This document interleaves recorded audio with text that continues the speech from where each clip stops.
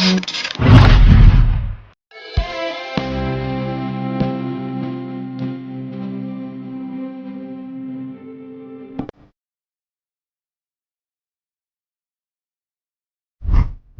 আমার বহুদিনের স্বপ্ন পূরণ হলো। অনেক দিনের ইচ্ছা ছিল অর্কেস্ট্রা শোনার। অবশেষে আজকে সেই স্বাদ মিটল। মুম্বাইতে বেড়াতে এসে Marine Drive, Juhu beach, Elephanta caves, Taj Mahal প্যালেসের মতো সুন্দর সুন্দর জায়গায় ঘুরলাম। তারপর ন্যাশনাল সেন্টার ফর পারফর্মিং আর্টসে এত অসাধারণ একটা অর্কেস্ট্রা শুনলাম যে সময়টা কিভাবে কেটে গেল বুঝতেই পারলাম না। আচ্ছা, তোমরা কি জানো অর্কেস্ট্রার এই সুরমূর্ছনার পিছনেও অবদান আছে কেমিস্ট্রির? অর্কেস্ট্রায় ব্যবহৃত মিউজিক্যাল ইনস্ট্রুমেন্টস যেমন trumpet, French horn, trombone, tuba এসব তৈরি হয় ব্রাস দিয়ে। ব্রাস হলো কপার ও জিঙ্কের একটি সংকর ধাতু, যার মধ্যে 60 to 80% কপার ও 20 to 40% জিঙ্ক থাকে।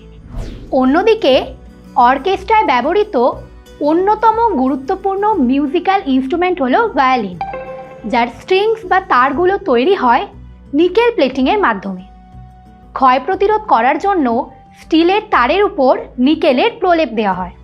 জলবায়ুর ক্ষয় বা বিভিন্ন রাসায়নিক পদার্থের বিক্রিয়া থেকে লোহা বা অন্যান্য সক্রিয় ধাতুকে রক্ষা করতে তড়িৎ বিশ্লেষণ পদ্ধতিতে তাদের উপর কপার বা নিকেলের মতো অপেক্ষাকৃত কম সক্রিয় ধাতুর প্রলেপ দেওয়া হয়। একেই বলা হয় তড়িৎ লেপন। লোহার বস্তুর উপর কিভাবে নিকেলের প্রলেপ দেওয়া হয় সেটা এবার দেখে নেওয়া যাক। একটি ভোল্টামিটারে তড়িৎ বিশ্লেষ্য হিসেবে সামান্য বোরিক অ্যাসিড মিশ্রিত অ্যামোনিয়াম সালফেট ও নিকেল সালফেটের জলীয় দ্রবণকে ব্যবহার করা হয়। এর উপর দুটি সুপরিবাহী দণ্ড রাখা হয়, যেগুলি ব্যাটারির ধনাত্মক ও ঋণাত্মক প্রান্তে যুক্ত থাকে। ঋণাত্মক দণ্ডটি থেকে পরিবাহী তার দিয়ে যুক্ত লোহার বস্তুগুলিকে এমনভাবে ঝুলিয়ে রাখা হয় যাতে এগুলি তড়িৎ বিশ্লেষ্যে সম্পূর্ণ ডুবে থাকে। এখানে লোহার বস্তু ক্যাথোড রূপে ব্যবহৃত হয়। ধনাত্মক দণ্ড থেকে সুপরিবাহী পদার্থ দিয়ে একটি বিশুদ্ধ নিকেলের পাতকে তড়িৎ বিশ্লেষ্যের মধ্যে ঝুলিয়ে রাখা হয়। এটি অ্যানোড হিসেবে কাজ করে। তড়িৎ প্রবাহ চালু করলে তড়িৎ বিশ্লেষণ প্রক্রিয়ায় ক্যাথোডে ব্যবহৃত লোহার বস্তুর উপর নিকেলের প্রলেপন শুরু হয় এবং অ্যানোডে ব্যবহৃত নিকেলের পাতটি ক্রমশ ক্ষয়ে যেতে থাকে। উপযুক্ত পরিমাণে নিকেল প্রলিপ্ত হলে তড়িৎ প্রবাহ বন্ধ করে ক্যাথোডে ব্যবহৃত বস্তুকে জল দিয়ে ভালো করে ধুয়ে নেওয়া হয়।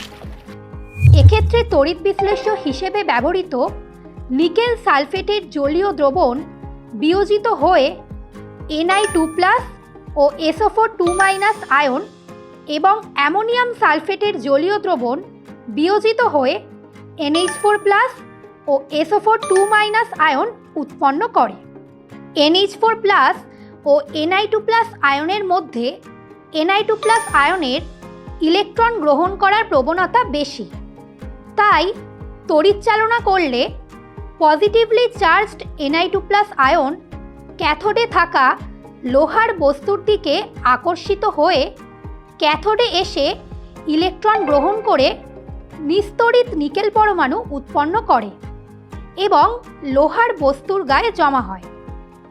কিছুক্ষণ তড়িৎ পাঠালে অ্যানোড অর্থাৎ নিকেল পাত থেকে কিছু নিকেল পরমাণু ইলেকট্রন ত্যাগ করে Ni2+ আয়ন রূপে দ্রবণে চলে আসে, ফলে নিকেল পাত কিছুটা ক্ষয়প্রাপ্ত হয়।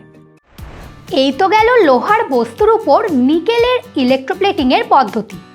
কিন্তু নিকেল ছাড়াও ঠিক একইভাবে তড়িৎ লেপন পদ্ধতিতে লোহার উপর তামার প্রলেপও দেওয়া হয়।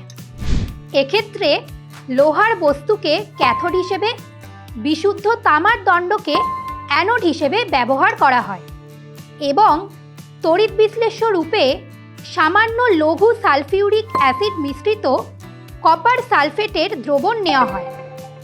এখানে কপার সালফেটের জলীয় দ্রবণ বিয়োজিত হয়ে কিউপ্রিক আয়ন বা Cu2+ এবং সালফেট আয়ন অর্থাৎ SO4 উৎপন্ন করে। ধনাত্মক তড়িৎগ্রস্ত Cu2+ আয়ন ক্যাথোডে অর্থাৎ লোহার বস্তুর প্রতি আকৃষ্ট হয় এবং ক্যাথোডে এসে ইলেকট্রন গ্রহণ করে নিস্তড়িত কপার পরমাণুতে পরিণত হয়ে লোহার বস্তুর গায়ে জমা হয়। কিছুক্ষণ তড়িৎ পাঠালে অ্যানোড অর্থাৎ কপার পাত থেকে কিছু কপার পরমাণু ইলেকট্রন ত্যাগ করে Cu2+ আয়ন হিসেবে দ্রবণে আসে, ফলে কপার পাত কিছুটা ক্ষয়ে যায়। তাহলে লোহার বস্তুর উপর কিভাবে কপার বা নিকেলের প্রলেপ দেওয়া হয় সেটা তো তোমরা জেনে গেলে। তোমরা যদি কখনো অর্কেস্ট্রা শুনতে চাও, সেখানে মিউজিক্যাল ইনস্ট্রুমেন্টসের দিকে তাকিয়ে তড়িৎ লেপনের এই প্রয়োগগুলোর কথা তোমাদের মনে পড়বে তো।